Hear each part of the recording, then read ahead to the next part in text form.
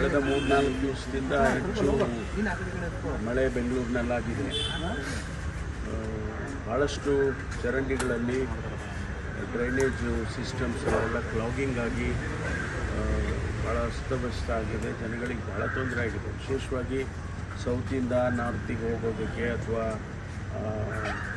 Silk board ಹತ್ರ ಈತ ನೀರೆಲ್ಲ ಇದಾಗಿದೆ ಅಂತ ಹೇಳಿ ಫ್ಲಡ್ಡಿಂಗ್ ಆಗಿದೆ ಅಂತ ಹೇಳಿ ಹೇಳ್ತಾರೆ. ಇದರಿಂದ ಟ್ರಾಫಿಕ್ಕು ಕೂಡ ಭಾಳ ತೊಂದರೆ ಆಗಿದೆ. ಆ ಕಡೆಯಿಂದ ಯಾರೂ ಬರೋದಕ್ಕೆ ಸಾಧ್ಯ ಆಗ್ತಾಯಿಲ್ಲ ಅಂತೇಳಿ ಹೇಳ್ತಿದ್ದಾರೆ.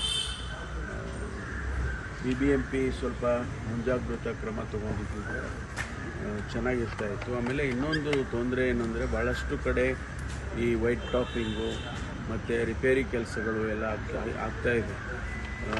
ಅದಕ್ಕೆ ಸ್ವಲ್ಪ ಮಳೆಗಾಲ ಬರ್ತಾ ಇದೆ ಹತ್ರ ಅಂತೇಳಿ ಡೆಬ್ರಿಸ್ ಎಲ್ಲ ಕ್ಲಿಯರ್ ಮಾಡಿಕೊಂಡು ಅದನ್ನೆಲ್ಲ ಮಾಡಬೇಕಾಗಿತ್ತು ಅಂತ ಅನಿಸುತ್ತೆ. BBMP ಕಮಿಷನರು ಅವರು ಎಲ್ಲ ಸ್ಪಾಟಿಗೆಲ್ಲ ಹೋಗಿ ಎಲ್ಲ ಕ್ರಮ ತಗೊಳ್ತಾ ಇದ್ದಾರೆ. ಉಸ್ತುವಾರಿ ಸಚಿವರು ಕೂಡ ಅವರು ಇನ್ಸ್ಟ್ರಕ್ಷನ್ಸ್ ಕೊಟ್ಟಿದ್ದಾರೆ ಅಂತ ನಾನು ಕೇಳಿದೆ. ಹಾಗಾಗಿ ಮಳೆಗಾಲದಲ್ಲಿ ಸ್ವಲ್ಪ ಮುನ್ನೆಚ್ಚರಿಕೆ ವಹಿಸಿದರೆ ಒಳ್ಳೆಯದಾಗುತ್ತೆ. ಇಲ್ಲ, ಪೂರ್ಣ ಪ್ರಮಾಣದಲ್ಲಿ ಉಸ್ತುವಾರಿ ಸಚಿವರು ಇಲ್ಲದೇ ಇರೋದು ಒಂದು, ಮತ್ತು ಕಾಮಗಾರಿಗಳು ಎಲ್ಲ ವಿಳಂಬ ಆಗಿರೋದ್ರಿಂದ ಈ ಥರ ಅವಾಂತರ ಆಗ್ತದೆ ಅಂತ ಆಕ್ರೋಶ ವ್ಯಕ್ತಪಡಿಸ್ತಾರೆ. ಅದೆಲ್ಲ DCM ಅವರೇ ಉಸ್ತುವಾರಿ ಇರೋದರಿಂದ ಅವರು ರಿವ್ಯೂ ಮಾಡಿ ಸರಿಪಡಿಸ್ತಾರೆ. ಇನ್ಸ್ಟ್ರಕ್ಷನ್ಸು ಕೊಟ್ಟಿದ್ದಾರೆ ಅಂತ ಕೇಳಿದೆ. ಈಗಾಗಲೇ ಅವರು ಆ ಡೆಬ್ರಿಸ್ ಎಲ್ಲ ಕ್ಲಿಯರ್ ಮಾಡ್ತಕ್ಕಂಥದ್ದು ಜಾಯಿಂಟ್ ಕಮಿಷನರ್ಸ್ಗಳು ಇರ್ತಾರೆ, ಏರಿಯಾ ಜಾಯಿಂಟ್ ಕಮಿಷನರ್ಸು ಅವರೆಲ್ಲ ಇರ್ತಾರೆ. ಅವರೆಲ್ಲ ಕ್ರಮ ತಗೋಬೇಕು. ಮಳೆಗಾಲ ಬರೋದಕ್ಕೆ ಮುನ್ನೆಚ್ಚರಿಕೆ ವಹಿಸ್ಬೇಕು. ಯಾಕೆಂದರೆ ನಮಗೆ ಮೊದಲು ಈಗ 1-2 ತಿಂಗಳಿಂದ ಸ್ವಲ್ಪ ಬೇಸಿಗೆ ಕಾಲದಲ್ಲಿ ಮಳೆ ಬರುತ್ತೆ. ಇನ್ನೇನು ಜೂನಿಗೆ ಮಳೆ ಬರುತ್ತೆ ಅನ್ನೋದು ಗೊತ್ತಿರೋಂಥ ವಿಚಾರ. ಪ್ರತಿ ವರ್ಷ ಇದು ಆಗ್ತಾನೇ ಇರುತ್ತೆ.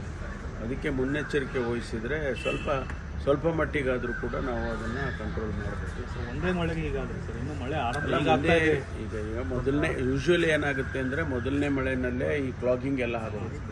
ಆಮೇಲೆ ಅಷ್ಟೊಂದು ಇರೋಲ್ಲ, ಯಾಕೆಂದರೆ ತೆಗೆದುಬಿಡ್ತಾರೆ. ಕ್ಲಾಗಿಂಗ್ ಆದ ತಕ್ಷಣ ಅದನ್ನೆಲ್ಲ ತೆಗಿತಾರೆ. ಬಟ್ ಕ್ಲಾಗಿಂಗ್ ಆಗೋಕ್ಕೆ ಮುಂಚೆನೇ ಎಲ್ಲೆಲ್ಲಿ ಆಗುತ್ತೆ ಅಂತೇಳಿ ನಮಗೊಂದಿಷ್ಟು ಮಾಹಿತಿ ಇರುತ್ತೆ. ಯಾಕೆಂದರೆ ಪ್ರತಿ ವರ್ಷ ಲೋ ಲೇಯಿಂಗ್ ಏರಿಯಾದಲ್ಲಿ ಫ್ಲಡ್ಡಿಂಗ್ ಆಗುತ್ತೆ, ಆಮೇಲೆ ಡೆಬ್ರಿಸ್ ಕಲೆಕ್ಟ್ ಆಗಿ ಕ್ಲಾಗ್ ಆಗುತ್ತೆ. ಇದೆಲ್ಲ ನಮಗೆ ಅನುಭವದ ಮೇಲೆ ಗೊತ್ತಾಗಿರುತ್ತೆ ವಿಚಾರಗಳು. ಅದನ್ನು ಕ್ರಮ ತಗೋಬೇಕು BBMP ಅವರು.